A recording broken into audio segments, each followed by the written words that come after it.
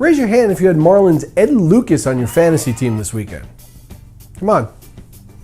Right, that's what I thought. You're not raising a hand. Lucas is the first position player I've ever seen to actually be listed on 0% of rosters to play in a Major League Baseball game. But that didn't stop him from doing his best to become a fantasy stud. The 31-year-old, a 10-year career minor leaguer, reached base 5 times Sunday with 3 singles, a double, and a walk, scoring twice with 2 RBIs. He's 5 for 8 with 3 RBI through his first 3 games in the major leagues, but he's got no fantasy value. As expected, the Dodgers officially called up outfielder Yasiel Puig from AA Sunday. Puig is hitting .313 with 8 home runs in 40 games at Chattanooga. If the team owners in your league were sleeping yesterday and no one has Puig yet, grab him now because he won't last long. Domonic Brown is your new National League home run leader. Brown is 14 for 34, hitting .412 with 8 home runs and 15 RBI in his last 9 games, and there's no one hotter in baseball. Get Domonic on your team and see what Brown can do for you. Sticking with the Phillies, Cliff Lee has allowed just 6 runs in his last 5 starts over 38 2/3 innings. Lee posts a sub-1 whip, and yesterday he struck out 11 en route to his 7th win.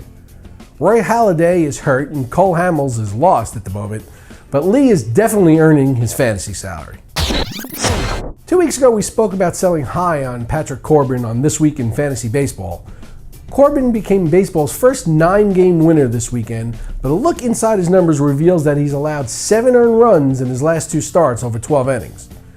Move him while his fantasy value is still in the stratosphere. After stealing 5 bases in 1 game, Jacoby Elsbury was held out for the 3rd consecutive day Sunday with tightness in his groin. He's, however, expected to be back in the lineup tonight. Keep an eye on the weather in New York, though. I wouldn't be surprised if they held him back 1 more night due to a wet field. Rafael Betancourt hit the 15-day DL with a groin injury Sunday. Rex Brothers is the one in line to get save opportunities in Colorado. David Price, who was out with a triceps injury, threw from 105 feet Sunday and is on track to throw a bullpen session today. They are looking to have him start throwing more aggressively by the end of this week. I don't even own this guy and I've had enough of him. He just can't stay in the lineup. Trade him to someone else and let him be their problem. You may be able to get quite a bit for him. And Brandon Phillips will likely miss 3 to 4 days with a forearm contusion after being hit by a pitch by Tony Watson in Sunday's game. The arm isn't broken, but Phillips is currently unable to even make a fist with his left hand. Gary from Gary, Indiana writes, seriously, Mike, do you like Astros first baseman Chris Carter? He's a free agent in my league and I'm looking for some pop. Now, Gary, there's no doubt he'll provide that.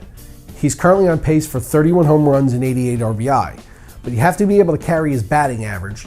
He's currently batting just .223 and already has 79 strikeouts on the season, which puts him on pace for, now hold your skirt, 238 strikeouts. I would expect him to get better as the season goes on and as he gets more at bats, so I would definitely grab him. I think he ends up being a .245, .250 hitter with about 35 home runs and 100 RBI. Okay, this might seem desperate. No. It is desperate. But desperate times take desperate measures.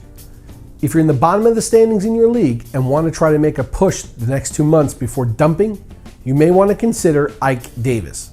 The first baseman homered yesterday, finishing 2 for 4 with a run scored and 3 RBI. He's 5 for 15, hitting .333 with 5 RBI in his last 4 games. And while that's not really anything to write home about, if there's any chance he can have a second half like he did last year, you want to capitalize it by grabbing him now. And hey, if it doesn't work out, you're in last place anyway, right? What do you have to lose? For RotoExperts, I'm Mike Cardano.